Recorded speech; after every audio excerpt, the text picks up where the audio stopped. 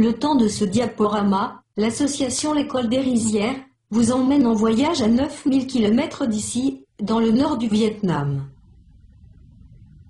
Vol Air France, à destination de Hanoï, embarquement immédiat.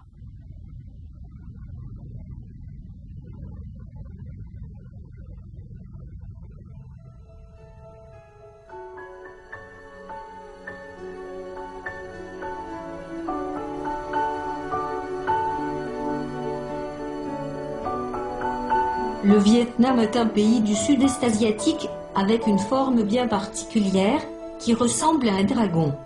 C'est peut-être pour cela qu'une légende ancestrale dit que les Vietnamiens sont nés de l'union d'un rat dragon avec une fée. 54 ethnies différentes peuplent le Vietnam. Les Viettes, qui vivent dans les villes et sur le littoral, composent l'ethnie majoritaire. Ils représentent près de 90% de la population.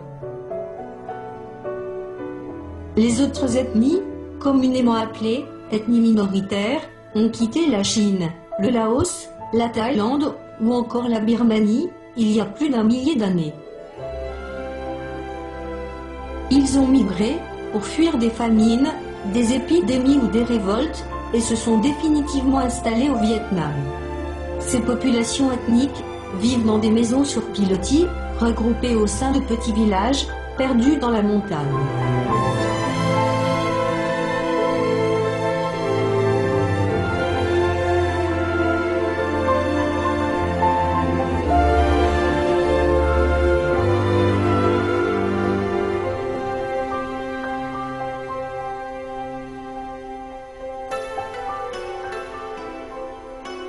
Ils vivent surtout de la culture du riz.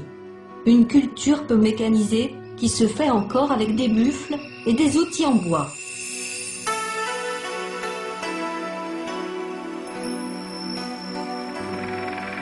Dans le nord du pays, les champs de maïs, de thé, de manioc et de canne à sucre côtoient les rizières en terrasse. L'élevage de bœuf, de porc noir, de volailles, de chevaux est pour eux une autre source de revenus. Sans oublier l'artisanat local.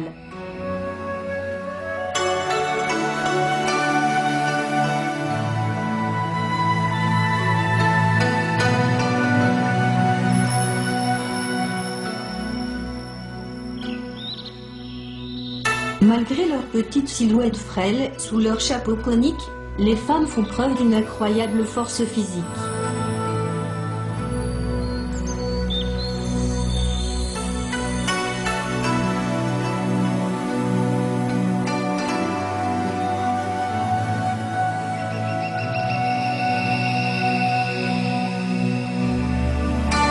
Les femmes sont très habiles de leurs mains et confectionnent de magnifiques vêtements colorés, des bijoux et des objets folkloriques qu'elles vendent sur les marchés.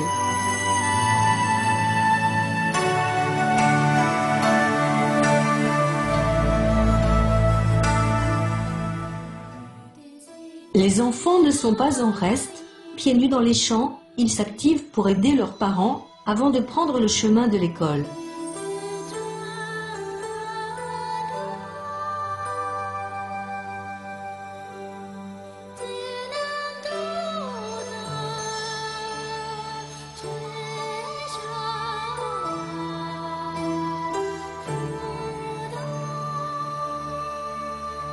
Tous les enfants n'ont cependant pas la chance de pouvoir aller à l'école. L'école coûte très cher au Vietnam et selon les derniers critères de l'UNICEF, un tiers des enfants vietnamiens de moins de 16 ans vivent en dessous du seuil de pauvreté.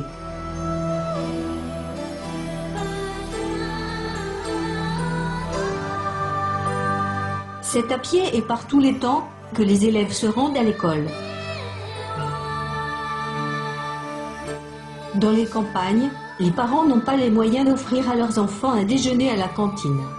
Pour pouvoir manger à midi, chaque élève arrive le matin avec une petite gamelle contenant un peu de riz. Certaines familles pourront se permettre d'y ajouter un peu de légumes.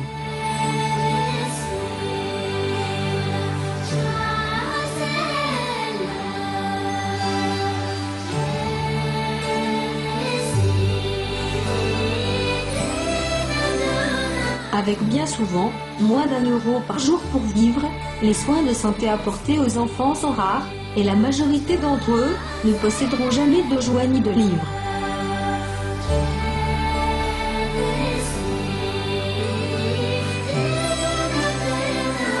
En fin d'après-midi, dès que la classe est finie, les adultes peuvent encore compter sur cette main-d'œuvre précieuse.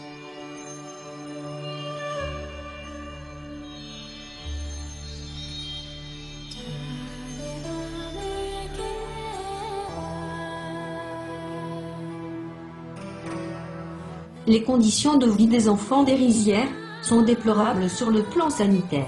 Pas de toilettes dans les maisons, pas d'eau courante et pas toujours d'électricité.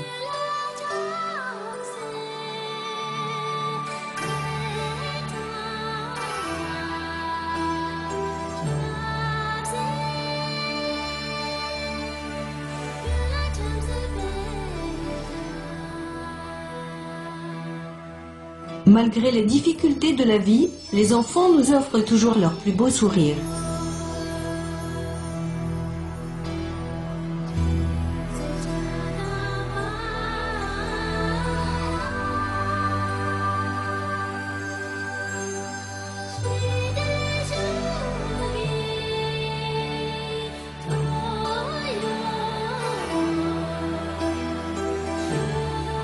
Qu'il pleuve, qu'il vente, que la chaleur soit écrasante ou que les températures soient négatives, une grande partie de la population ethnique travaille en costume traditionnel.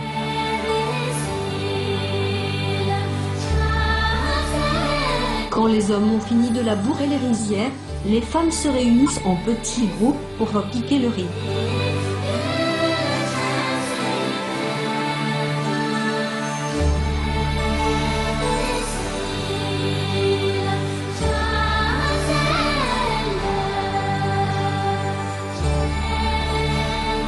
Quand il est arrivé à maturité, la récolte peut commencer. Il faut ensuite procéder au battage des épis pour extraire les grains.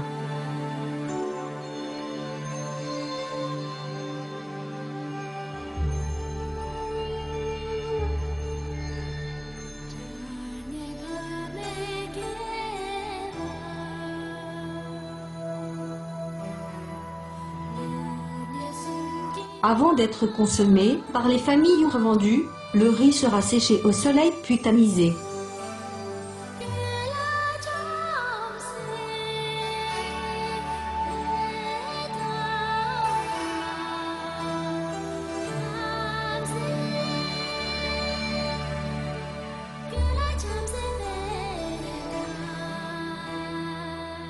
Pour ces populations qui vivent dans des villages isolés les uns des autres, les marchés sont des lieux d'échange de marchandises, mais aussi des lieux de rencontre et de convivialité.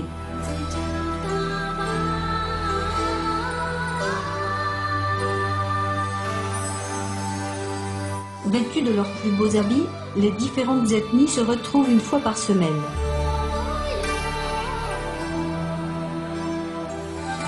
C'est souvent au cours de ces marchés que les jeunes des minorités cherchent et finissent par trouver l'âme sœur.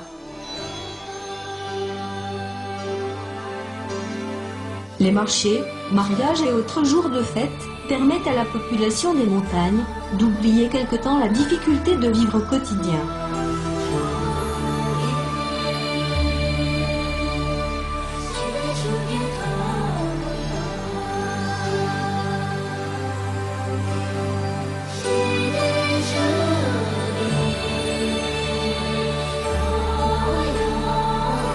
L'avenir des enfants des rizières ne sera peut-être plus traditionnellement lié à la terre comme celui de leurs parents. Dans ce contexte, leur scolarité ne doit plus être négligée.